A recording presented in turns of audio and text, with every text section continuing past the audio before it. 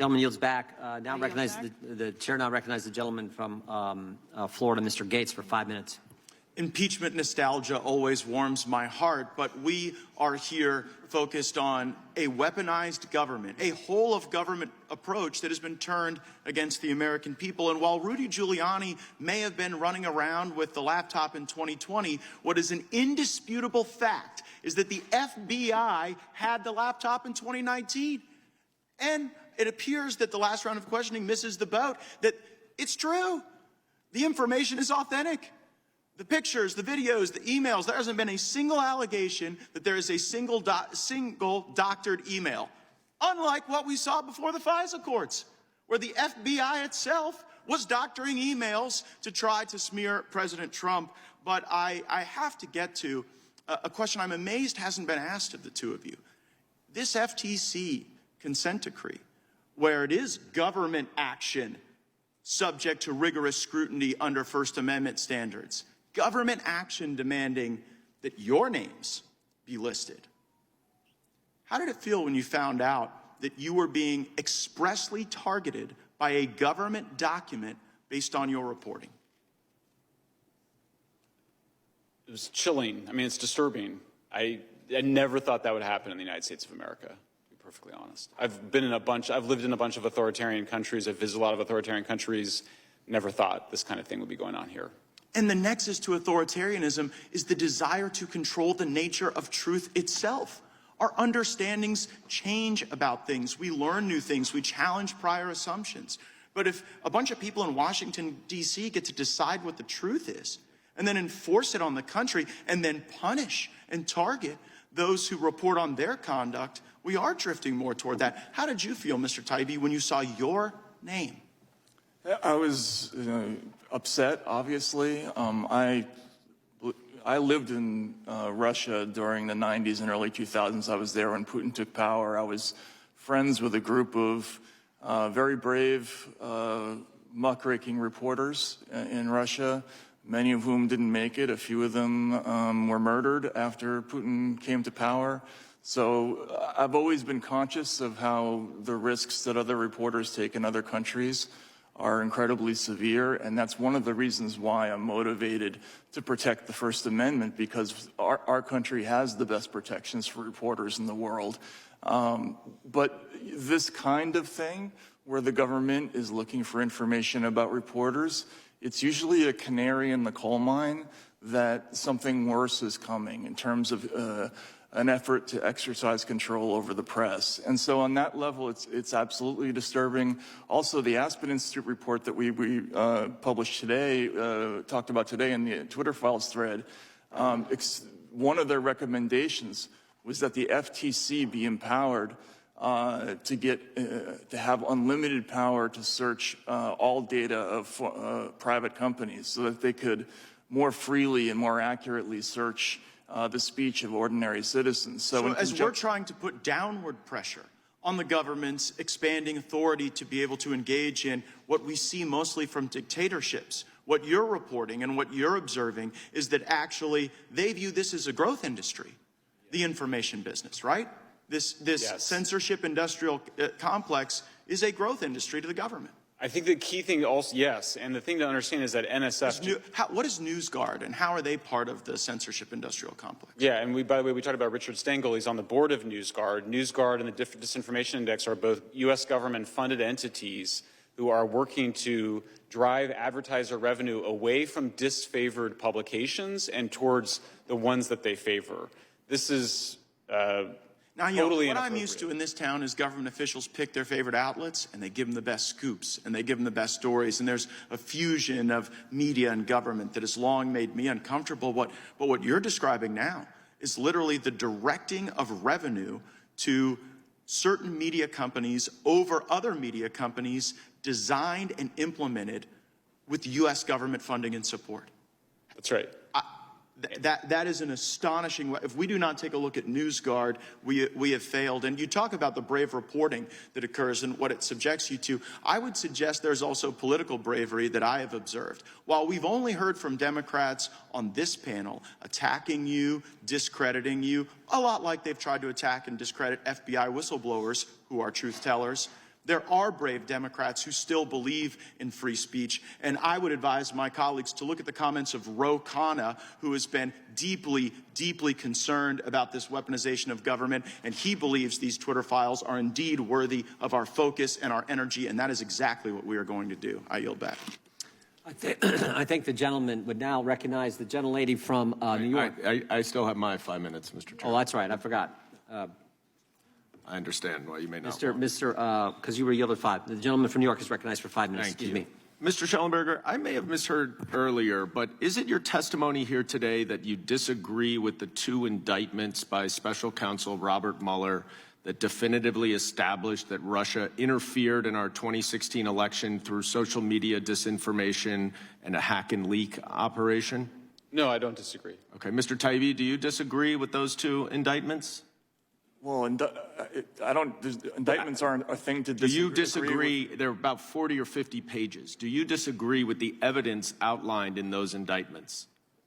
Well, indictments are just charges. I just asked you, do you disagree with the evidence included in those indictments? Yes or no? I'm not on the jury of that case. I couldn't possibly say yes or no. Okay, because you said earlier, I believe, that you did not see Russia, you could not confirm that Russia interfered in our election in 2016, that you don't believe that. Is that your testimony here today? You don't believe that they did? I think it's possible that they may have on a small scale, but certainly not to what's been reported. What's been reported or what's been included in the indictments? Well, again, indictments are allegations. They're not proof. And I understand. It's pretty detailed allegations. In the Mueller indictment, by the way. You should go read the indictment and then come back and tell us if you actually think there's no proof of it. Well, but let me move on. Let me move on, please. By the way, when please, let me move on. That's how this works. You should know that by now. So, do you disagree with the Special Counsel Mueller's conclusion in his report, Mr. Taibbi, that the Trump campaign knew about Russia's interference, they welcomed it, and they used it for their benefit? You have no reason to disagree with that, don't you? You have no information. So after that foreign interference in our 2016 election, Twitter and other social media companies naturally wanted to work with the intelligence community to stop Vladimir Putin from interfering in our elections again. Mr. Taibbi, do you think it's a legitimate pursuit of the FBI to try to stop foreign interference in our elections? Again, sir, will I be allowed to answer this question, or?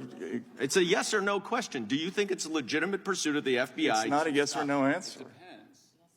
No. I'm not asking how. I'm saying, as an objective, do you think it's a legitimate objective of the FBI to stop foreign interference in our elections? I think it's a legitimate objective to stop actual foreign interference. Okay. I mean, I don't know what the difference is, but that's fine. Well, since Russia used social media disinformation, according to Special Counsel Mueller, I understand you may disagree with the allegations, to interfere in our 2016 elections, are you trying to say that the FBI had no basis to inform social media companies about efforts to potentially interfere in our elections after 2016? I can tell you that I read internal Twitter emails where Twitter expressly talked about the fact that the FBI couldn't possibly know more than they did about whether or not there was Russian interference, and that, in fact, even they couldn't determine which accounts were actually IRA and which ones weren't. Okay, I understand you like to filibuster. That was not an answer to my question, but I'll move on. Mr. Schellenberger, in all of the emails that you reviewed, did the FBI ever direct Twitter to take down any accounts or remove any posts? Yes. They directed Twitter to remove them, or they said these may violate your terms and services? Yes. I think that's an accurate use of the word direct. They said these may violate. You think that saying that these may violate your terms and conditions is the same as directing them to take an account down? Yeah, I mean, I think if a police officer says, all right, well, you broke the law. Very helpful. That's very helpful. I'm glad to know that you think flagging something for a private company to make a decision about what they should do is a direction. Now, Mr. Chairman, you have repeatedly said that this committee is all about protecting the First Amendment. And what's unfortunate here is that we are talking about Twitter. and that we are not talking about Republican government officials around the country who are banning books. And we are not talking about... Would the gentleman yield? No, I will not. And we are not talking about Donald Trump jailing his former counsel to prohibit him from publishing a book that the president did not want. The former president literally jailed his enemy. And we're here talking about Twitter. Twitter. And even with Twitter, you cannot find actual evidence of any direct government censorship of any lawful speech. And when I say lawful, I mean non-criminal speech, because plenty of speech is non-criminal. I'll give you one. The gentleman's time to expire. I'd ask unanimous consent to enter into the record the following email from Clark Humphrey, Executive Office of the Presidency, White House Office, January 23rd, 2021. That's the Biden administration, 4:39 a.m. Hey, folks. This goes to Twitter. Hey, folks, wanted to use the term they used the term Mr. Goldman just used. Wanted to flag the below tweet, and I'm wondering if we can get moving on the process for having it removed ASAP. Boom. That is. Could you read the below tweet? And then if we can keep an eye out for tweets that fall in this same genre, that would be great. This is a tweet on the very issue that Thomas Can you just, for the fullness of the record, can you read the, because I've not seen this, can you read the tweet that it's referencing? I don't have the tweet here with me, but the gentleman's point was, tell us, you said no time did government try to tell Twitter to take that, to explicitly remove something, and no, I said explicitly remove lawful speech. Lawful speech. We're going to conflate. The First Amendment is not absolute. Twitter, this is something from Robert Kennedy Jr. But for the record, I assume that's lawful as a point speech. of order, Mr. Chair. Because Robert Kennedy Jr. said it? That's why it's lawful speech? Just a minute, Mr. Goldman. All I'm saying is you said in no time did the government explicitly say to take a tweet down. Here we have it, right here, from the White House. They couldn't even wait 2 days. 2 days into this administration, they were asked Twitter to take something down, and we will get you the underlying tweet. Thank you. With that, you. I recognize the gentlelady from New York. Will you place it into the record as well, sir? The underlying tweet? Robert Kennedy Jr. Is talking about he's talking about Hank Aaron's death after he received the vaccine. That's what the tweet's about. We'll get you a copy. Thank you. Mr. Chairman, I would say one thing. That's certainly lawful. Mr. Chairman, I ask unanimous consent to enter the tweet that you referenced into the record of the committee. Without objection, we'll enter that into the record, along with the statement from the White House, the Biden White House, 2 days into the administration, when they're directly attacking people's First Amendment liberties. With that, I recognize the gentlelady from New York for 5 minutes. I want to yield to Mr. Johnson. Thank you. Just to point out quickly that Mr. Goldman is proving himself to be a master of obfuscation. He said the First Amendment applies to government censorship of speech and not private companies. But what we're talking about and what the chairman just illustrated is that what we have here and what your Twitter files show is the federal government has partnered with private companies to censor and silence the speech of American citizens. I yield back to the gentlelady. I just came from an open hearing with FBI Director Chris Wray, and he said under oath that no one from the FBI communicated with Twitter regarding the Hunter Biden laptop story. Based upon both of your courageous reporting, can you address that? I mean, we saw, I mean, like I said, we don't know. I mean, so at this point, we just have to take his word on it. But what we saw was a huge amount of FBI communications to Twitter. We saw the former deputy chief of staff, the former general counsel showing up at Twitter right at the critical period. So I find a lot of suspicious activity. I would like to ask him a bunch of questions about that because I find it very suspicious and unresolved. Mr. Taibbi, do you have comments on that? We do know that there was a teleporter communication that had 10 documents in it just before the story broke, but we don't know what those documents were, so we can't suppose. Well, I don't take his word for it. We have lots of examples where it has not been, they have not been accurate from that particular agency when it comes to testifying before Congress. So it is our job in this committee to get to the truth, to shine sunlight and transparency for the American people. I want to ask you both about the Aspen Digital Hack and Dump Working Group, which involved an 11-day scenario in October 2020 that began with the imaginary release of falsified records, that's what they claim, related to Hunter Biden's controversial employment by the Ukrainian energy company Burisma. Right. This was if they knew, because they did know. So I would like your comments, Mr. Schellenberg. These were the files that you did extensive reporting on about how concerning this is and how this is truly the definition of the weaponization against free speech and suppressing accurate reporting.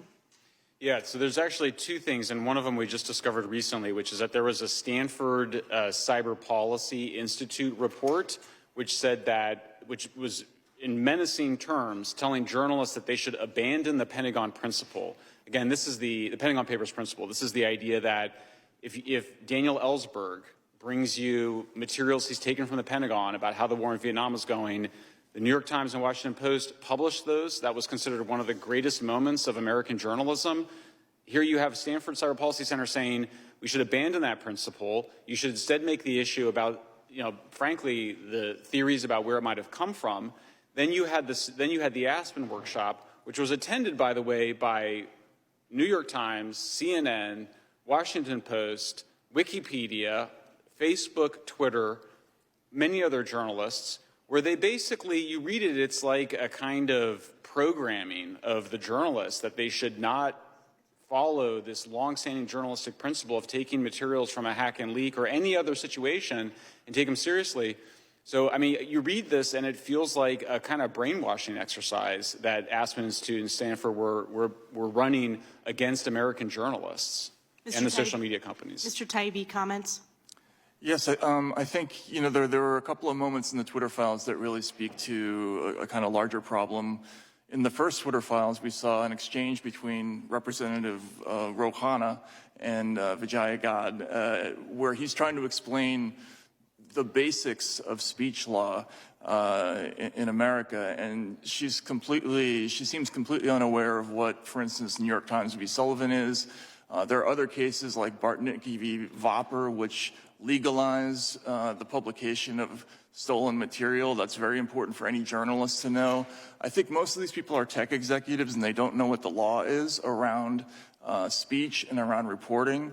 And in this case, and in 2016, you were dealing with true material. There is no basis to restrict the publication of true material, no matter who the source is and how you get it.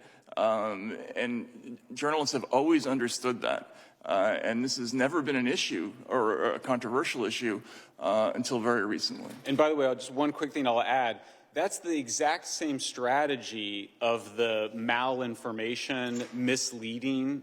In other words, they were saying even if the material you think is true, it could lead people to have conclusions that we don't want them to have, and therefore you should change your journalism because of that. So this is, we're so far down the slippery slope, you've crashed at that point. I mean, it's a disturbing trend in journalism, in social media, and in the relationship from the intelligence community to these organizations. How have you been targeted since the publication of the Twitter files? Gentlelady's time to expire. We'll give a quick answer if we can. I mean, again, I've known journalists who've suffered real brutal harms in my career, so they've said a lot of nasty things about me on Twitter, but it hasn't been so bad, I would say. The FTC thing is the only thing that's legitimately concerning, and that's not really for my sake. It's more because it's a general problem for journalists everywhere. I've been censored on Facebook since the year 2020 for writing accurate information in an article that went viral. I remain censored. They continue to flag warnings on posts that I write that have nothing to do with the environment. And we now know that one of the U.S. government-funded organizations has put out a report that specifically targets me and presents disinformation about my own position on climate change. And so I've got a lot at stake here. Yield back.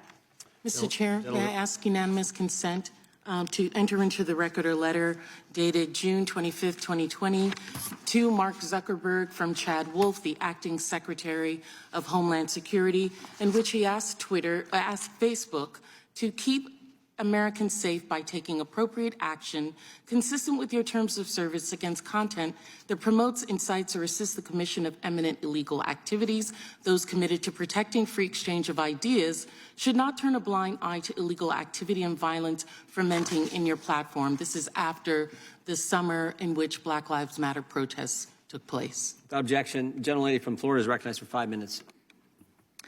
Thank you, Mr. Chairman. Thank you to our witnesses for appearing here today. I know it doesn't feel exactly warm and fuzzy, but believe me, I think what you guys are doing is very important. We're here to discuss the weaponization of government, and I want to follow up on my colleague, Representative Massey's comments on the CDC. Up on the screen, you can see an email from October of 2020. This is from then NIH Director Francis Collins to Dr. Anthony Fauci. It goes on in to say this proposal, talking about the Great Barrington Declaration, is from 3 fringe epidemiologists who met with the secretary, and it seems to be getting a lot of attention, even a signature, a co-signature from a Nobel Prize winner. Key line in here that I would like to point out.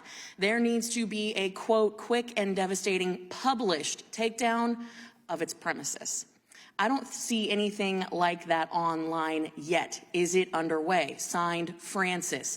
Now, what I find interesting is if you fast forward into June of 2021, the Biden administration was raging at social media companies. There is communications that we can produce, for the record, that state we would like you to combat, quote unquote, misinformation. Now, we, thanks to the Twitter files, know that Twitter executives were using the term visibility filtering, and that really, to the rest of the American general public, was shadow banning, correct? Yes. Okay.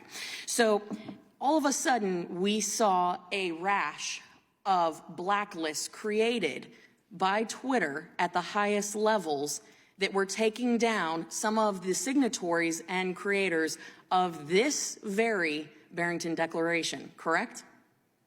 This is to both of you. I haven't seen that, but... I haven't seen that either.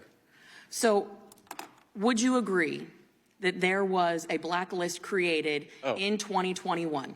Sorry, yes, Jay Bhattacharya, the Stanford professor who I don't think anybody considers a fringe epidemiologist, was indeed, I'm sorry, I didn't piece it together. He was indeed visibility filtered. Correct. And so this blacklist that was created that really was used to deplatform, reduce visibility, yes. Create lists internally where people couldn't even see their profiles. That was used against doctors and scientists who produced information that was contrary to what the CDC was putting out, despite the fact that we now know that what they were publishing had scientific basis and, in fact, was valid. Absolutely, and not only that, but these are secret blacklists. So Professor Bhattacharya had no idea he was on it. I mean, this is East Germany Stasi kind of behavior. That's what this is.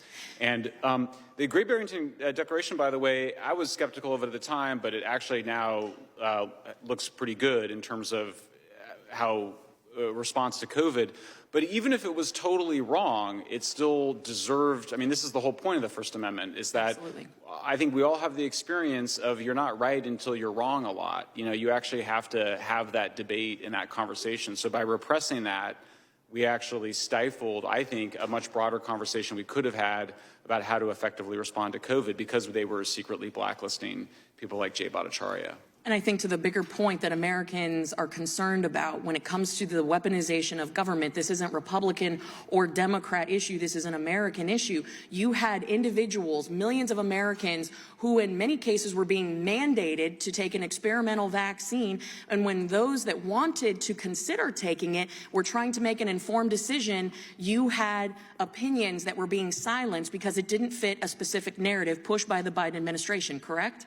Absolutely correct, and that's why we use the language of disfavored ideas and disfavored people, because it doesn't fall neatly among left and right lines. If there's anything going on here, it tends to be more of a disproportionate blacklisting of more populist voices, or just ideas that we would consider slightly outside of the Overton window, the mainstream opinion at the time. But the Overton window moves. And so the idea that you're just going to narrow the entire what's acceptable on social media to what is mainstream at the time would basically freeze us and not allow the society to progress and for knowledge to grow and for the democracy to function. With the 14 seconds that I have left, Mr. Taibbi, if you'd like to weigh in on any of this that we have talked about and why this is a direct threat to Americans today, I would appreciate it. Just quickly, again, we yesterday discovered this email talking about the suppression of people telling their own stories of true vaccine side effects.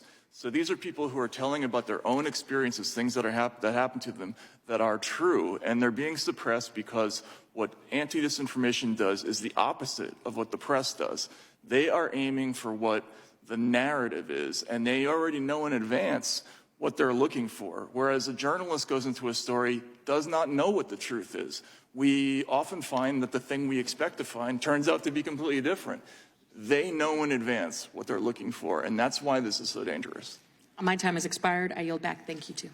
The gentlelady yields back. I want to thank our witnesses for being here today.